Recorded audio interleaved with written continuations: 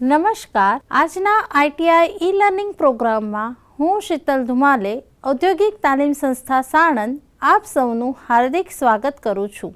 આજે હું આઈટીઆઈમાં ચાલતા કમ્પ્યુટર ગ્રુપ અંતર્ગત practice managing files and folders using removable drives practical વિશે આપ સૌને તાલીમસહ માર્ગદર્શન આપીશ. હવે આપણે સમજીશું how to manage files and folders using removable drives. તેના માટે આપણને સૌથી પહેલાં એ ખબર હોવી જોઈએ કે રિમૂવેબલ ડ્રાઇવ્સ કોને કહેવાય. રિમૂવેબલ ડ્રાઇવ્સ એટલે એવા સ્ટોરેજ ડિવાઇસીસ કે જે આપણે કમ્પ્યુટર સિસ્ટમ ચાલુ હોવા છતાં કમ્પ્યુટર સિસ્ટમમાંથી રિમૂવ કરી શકીએ. ચાલુ કમ્પ્યુટર સિસ્ટમમાં તો એવા સ્ટોરેજ ડિવાઇસીસને રિમૂવેબલ ડ્રાઇવ્સ કહેવામાં આવે છે. રિમૂવેબલ ડ્રાઇવ્સ આજે આપણને બધાને ખબર છે. સૌથી વધારે પ્રચલિત જે રિમૂવેબલ ડ્રાઇવ્સ છે તે છે પેન ડ્રાઈવ, બરાબર. અત્યારે એક્સટર્નલ હાર્ડ ડિસ્ક બી મળે છે, પણ પેન ડ્રાઈવ જે હું તમને બતાવી રહી છું તે વાઇડલી યુઝડ રિમૂવેબલ ડ્રાઈવ છે. તો હવે રિમૂવેબલ ડ્રાઇવ્સ જોડે આપણે કઈ રીતે ઓપરેટ કરશું તે સ્ક્રીન થ્રુ સમજીશું. રિમૂવેબલ ડ્રાઇવ્સ તમારા યુએસબી પોર્ટમાં અત્યારે તમે ઇન્સર્ટ કરીને કનેક્ટ કરી શકો છો. મેં મારી પેન ડ્રાઈવ અહીંયાના સીપીયુમાં કનેક્ટ કરી છે. હું ધીસ પીસી ઓપન કરું છું તો અહીંયા જુઓ, અહીંયા એક નવું ડ્રાઈવ દેખાય છે, કોપા જી ડ્રાઈવ. તે મારી પેન ડ્રાઈવનું ડ્રાઈવ છે. સૌથી પહેલાં કઈ રીતે રિમૂવેબલ ડ્રાઈવને આપણે રિનેમ કરી શકીએ તે શીખીએ. તો રિમૂવેબલ ડ્રાઈવને રિનેમ કરવા માટે આપણે રિમૂવેબલ ડ્રાઈવ પર રાઇટ ક્લિક કરશું અને રિનેમ કરશું. તો હું અહીંયા એને નામ આપી રહી છું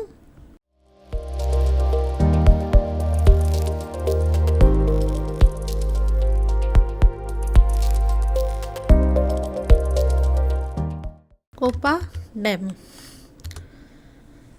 તો આ રીતે તમે રિમૂવેબલ ડ્રાઈવને રિનેમ કરી શકો છો.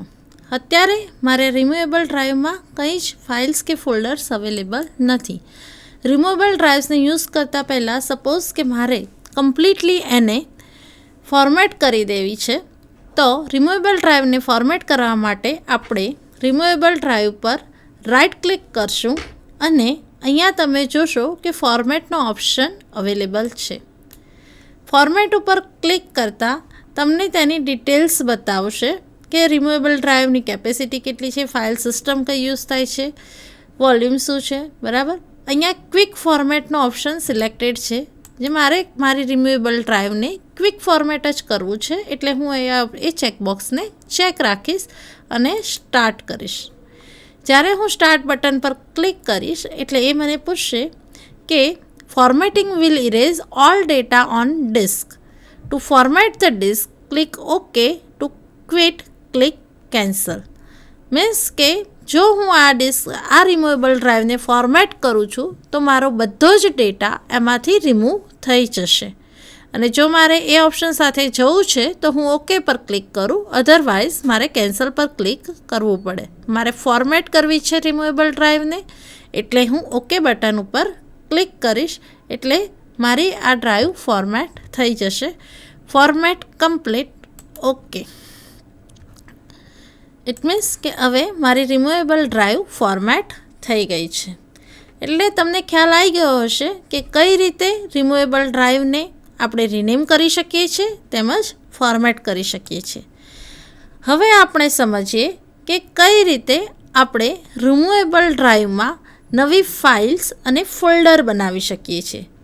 તો તેની માટે આપણે રિમૂવેબલ ડ્રાઈવ પર ડબલ ક્લિક કરીએ એટલે આ વિન્ડો ખુલી.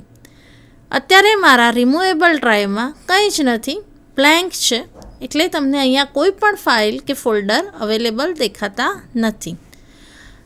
સપોઝ કે મારે હવે એક ફાઇલ બનાવવી છે રિમૂવેબલ ડ્રાઈવમાં, તો હું અહીંયા રાઇટ ક્લિક કરીશ, ન્યૂ પર મારે જે ટાઈપની ફાઇલ બનાવવી હોય તે હું સિલેક્ટ કરી શકું છું.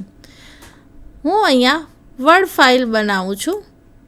ઓકે, મારે જે નામ આપવું હોય તે નામ હું અહીંયા આપી શકું.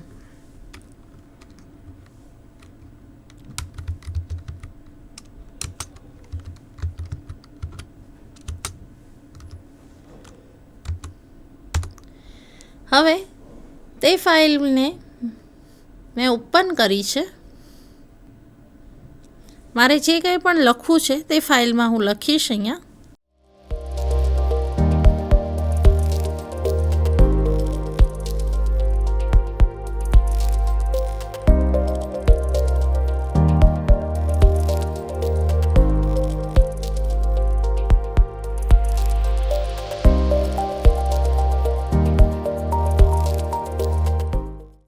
હું આ ફાઇલને સેવ આપી દઈશ અને આ ફાઇલને હું ક્લોઝ કરી દઉં છું. તો આ ફાઇલ મારા રિમૂવેબલ ડ્રાઈવમાં બની ગઈ છે.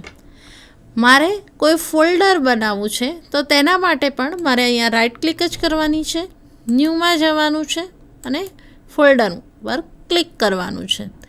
અહીંયા ન્યૂ ફોલ્ડરમાં તમારે જે નામ સેટ કરવું હોય તે નામ તમે આપી શકો છો.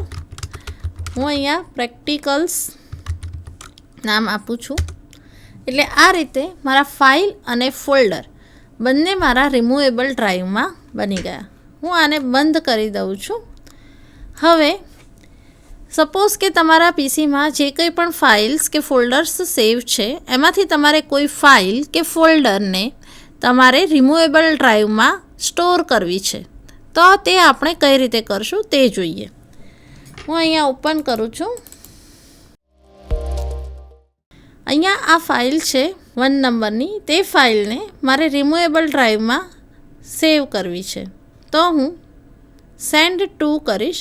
અહીંયા તમે જોશો તો કોપા ડેમો જી એ દેખાય છે. તેના પર આપણે ક્લિક કરીએ તો આ ફાઇલ રિમૂવેબલ ડ્રાઈવમાં સેવ થઈ ગઈ હશે. હવે જોઈએ કે આપણે જે ફાઇલ કોપા ડેમોજી નામના મારા રિમૂવેબલ ડ્રાઈવમાં મોકલી છે તે આવી ગઈ છે કે નથી આવી. તો તે જોવા માટે ફરીથી હું ધીસ પીસી પર ક્લિક કરીશ.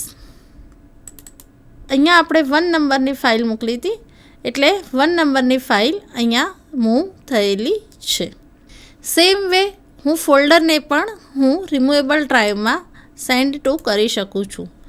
તમારે સેન્ડ ટુ કરીને ફાઇલ્સ કે ફોલ્ડર્સને રિમૂવેબલ ડ્રાઈવમાં સ્ટોર ના કરવા હોય તો તમે ડાયરેક્ટ કોપી પેસ્ટ પણ કરી શકો છો. આપણે અહીંયા નવું ફોલ્ડર જ બનાવી દઈએ છીએ.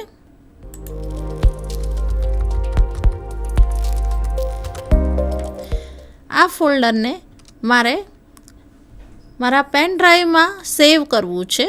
તો હું અહીંયાથી Ctrl+C પેન ડ્રાઈવ ઓપન કરવા માટે તમે અહીંયા જોશો તો આના પર હું ક્લિક કરું અને અહીંયા હું Ctrl+V કરું તો પણ હું મારી ફાઇલ્સ કે ફોલ્ડર્સને રિમૂવેબલ ડ્રાઈવમાં સેવ કરી શકું છું. આ રીતે આપણે રિમૂવેબલ ડ્રાઈવ્સમાં ડેટા કમ્પ્યુટર સિસ્ટમમાંથી સેવ કરી શકીએ છીએ. હવે આપણે વાઇઝે વર્સા જોઈએ કે સપોઝ કે કોઈ ડેટા મારો રિમૂવેબલ ડ્રાઈવમાં છે અને તે મને મારી કમ્પ્યુટર સિસ્ટમમાં સેવ કરવો છે. તો તેના માટે તમારે રિમૂવેબલ ડ્રાઈવ ઓપન કરવાની. તો સૌથી પહેલાં આપણે રિમૂવેબલ ડ્રાઈવ ઓપન કરશું. બરાબર, આટલા ફાઇલ્સ એન્ડ ફોલ્ડર્સ આપણા રિમૂવેબલ ડ્રાઈવમાં છે. આ ફાઇલને મારે ડી ડ્રાઈવમાં કે ઈ ડ્રાઈવમાં સેવ કરવી છે. તો હું આ ફાઇલને Ctrl+C કરીશ અને સપોઝ કે મારે ડી ડ્રાઈવમાં સેવ કરવી છે તો અને ડી ડ્રાઈવમાં જઈને હું પેસ્ટ ઓપ્શન આપીશ એટલે હવે મારી ફાઇલ ડી ડ્રાઈવમાં સેવ થઈ જશે. તો આપણે જોયું કે કઈ રીતે આપણે ડેટા રિમૂવેબલ ડ્રાઈવમાં સેવ કરી શકીએ છીએ તેમજ રિમૂવેબલ ડ્રાઈવમાંથી આપણા સિસ્ટમમાં સેવ કરી શકીએ છીએ. સેમ વે તમારે સપોઝ કોઈ ડેટા તમે રિમૂવેબલ ડ્રાઈવમાં સેવ કરેલો છે અને એને તમારે ડિલીટ કરી દેવો છે. હવે તમને એ ડેટાની જરૂર નથી અને ડિલીટ કરવો છે તો સૌથી પહેલાં ફરીથી આપણે શું કરશું, રિમૂવેબલ ડ્રાઈવને ઓપન કરશું. હવે મને આ 1 નામની ફાઇલની જરૂર નથી તો હું તેને ડિલીટ આપી દઈશ એટલે મારી ફાઇલ રિમૂવેબલ ડ્રાઈવમાંથી ડિલીટ થઈ જશે. તો આ પ્રેક્ટિકલમાં આપણે સમજ્યા કે કઈ રીતે રિમૂવેબલ ડ્રાઈવ્સમાં ડેટા આપણે સેવ કરી શકીએ છીએ, રિમૂવેબલ ડ્રાઈવ્સમાંથી સિસ્ટમમાં સેવ કરી શકીએ છીએ, રિમૂવેબલ ડ્રાઈવનું નામ બદલી શકીએ છીએ. હવે મારું બધું જ કામ પતી ગયું હોય અને મારે રિમૂવેબલ ડ્રાઈવને મારી કમ્પ્યુટર સિસ્ટમમાંથી દૂર કરવી છે, બહાર કાઢવી છે, તો એના માટે હું ફરીથી અહીંયા રાઈટ ક્લિક કરીશ અને ઇજેક્ટ ઓપ્શન પર ક્લિક કરીશ. એટલે તમે અહીંયા જોઈ શકશો કે સેવ ટુ રિમૂવ હાર્ડવેર એવું આવે છે. એ આવી જાય એટલે આપણે રિમૂવેબલ ડ્રાઈવને ઇજેક્ટ કરી લઈશું. મેં મારી પેન ડ્રાઈવને કાઢી લીધી છે. તો હવે તમે જોશો કે જે ડ્રાઈવ આપણે જોતા હતા, બરાબર, કોપા ડેમોજી, હવે તમને અહીંયા વિઝિબલ નથી. આ રીતે રિમૂવેબલ ડ્રાઈવ્સને આપણે ઇજેક્ટ કરી શકીએ છીએ. તો રિમૂવેબલ ડ્રાઈવ્સ એ ખૂબ જ યુઝફુલ સ્ટોરેજ ડિવાઇસીસ છે અને એ આપણે easily one place to another place લઈ જઈ શકીએ છીએ. એટલે તે ખૂબ જ ઉપયોગી છે અને વાઇડલી યુઝડ છે.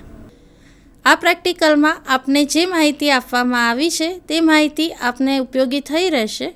આભાર.